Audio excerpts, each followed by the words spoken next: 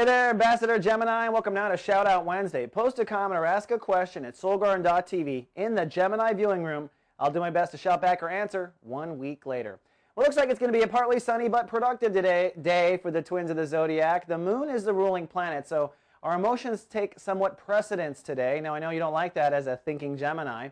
With the moon in Cancer, you'll be emotionally sensitive to self-esteem, soul capital issues, basically, your productivity, and the money in your wallet, literally, your value system. So you're emotionally sensitive there, and there's definitely some setup for breakdown if you're not careful.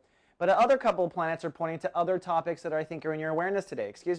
One is the sun in Aries. We're in chapter 2 now. This month, Geminis are looking to upgrade their social status. This is how society sees you. This is the job you have, the hat you wear in society. This is your circle of friends, your MySpace top 16. This is the car you drive and what status that means, the house you live in and what status that means. Everywhere along that path, Geminis are looking to improve their social status. And in chapter 2, you're experimenting with what that might be.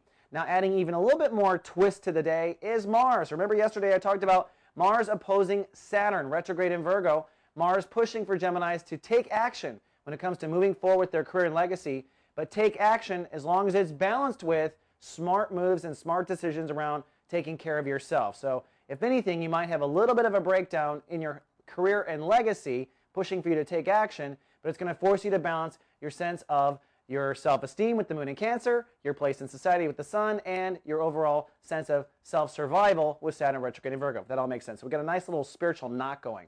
Then finally, for our shout-out goes to Undefinable One, who is a Gemini and a soul gardener, and asks the question, how does a Gemini work to become an empath? Well, that's a very interesting question, actually.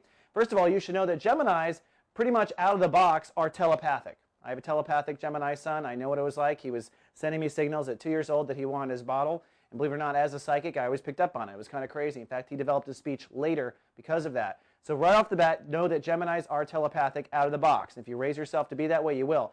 Empathy is more of a water sign vibration where you can feel the emotions of other people. So the first thing I would do, just as a simple exercise, is when you go to a public place, seriously, project your energy onto someone and see if your emotions don't pick up on their emotions. You'll feel what they're feeling. That's the beginning of empathy. And if nothing else, go talk to your local Pisces because they are born out of the box with empathy and empathetic ability. All right, that's all we have for Shout Out Wednesday. See you folks tomorrow with more. Live, love, be. Soul Garden.